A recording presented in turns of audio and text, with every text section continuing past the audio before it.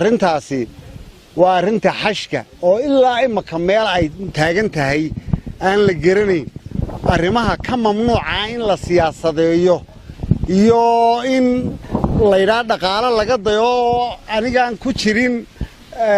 diyaaradahay ama kooxo dad igu jirin maaha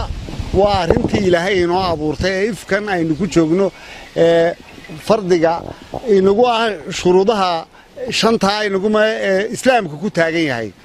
arrintaa xashii imaka way taagan tahay haddii la siyaasadeeyo diinta cibaadooyinka iyo arrimaha haddii la siyaasadeeyo waa arrin tiiraanyo xun waa arrin cidhib xun bay reebaysaa arrimahaasi arrimo laga heshiiyo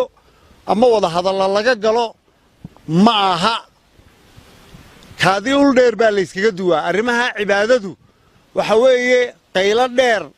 iyo qaylo gaabanba waan ku hadlayaa maanta arrimaha wiigan waxaan siyaasiyiinta Soomaaliyeed heer kasta ay taagan yihiin waxaan uga digayaa arrimaha inaanay inaga noqon waxayna kaloo dhamaba way dhamaanaysaa arrimaha cibaadadu hadday inaga gasho siyaasad waa cidhib xun ilaahay hay naga hayo dhamaanteena Allah hay naga aqbalo intii niyeysay xashka goob kasta joogtaba habaarkoodu waa kacaya arrimaha xashka waa in laga dambeeyaa arrimaha diinta waa in laga dambeeyaa Soomaali bariyaha jahwareerka ku dhacay yay naga raacin arrinta diintu dhamaan saasaan idinku hambalyeynaya waxaan dhawaaqa iyo aan u dirayaa madaxweyne Farmaajo inuu arrinta jawaab degdeg ah ummadda ka siiyo oo qaska Sacuudiga iyo Soomaaliya ay siinayso inaanay ahayn arrin suurtagal ah oo wada hadalana ay noo socdaan xashkii iyo diintiina in la siyaasadeeyo mid suurtagal karta maaha arrinta waxaan leeyahay faraha looga qaado diyuuradihii qaadi jiray sidii dadku ku xashi jiray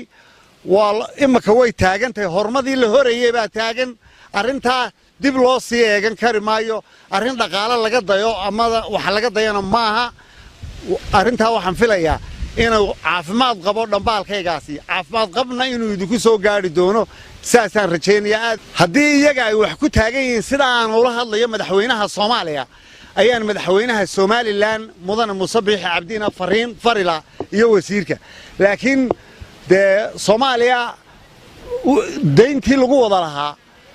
dawaa kaalmadii loo soo diriyay caalamka uu soo diriyay waa midaysan waxa ila tahay wixii caalamka inaga gudaheena taagan mooyaa wixii dabadu inuu sideedii kale yahay halku dhambaalku ka taagan yahay marka dhiiladu waa aniga la hadlay waa madaxweynaha Soomaaliya inuu sidii dadkii u qaadayay diyaaradihii hore Juba iyo Daalo iyo diyaaradaha hore iyo siday hawshu hayd in loo daayo wax imaka la soo dhexgeliyaa oo sanado hore laga soo fikirin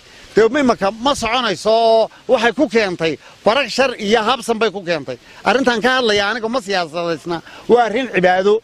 imaka dadkii way taagan yihiin diyaaradihiina ma hayaan fiisooyinkii ma hayaan meel ay ku hagaagaan iyo habwareeg ayaa jira qolooyinkana way wadaan shaqadii laakiin waxaan leeyahay dhambaalka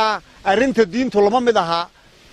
arrimaha kale arrinta diintu waa arrin aan hadhin oo cidhib gooyo ah yaan la gelin arrinta cidhib gooyada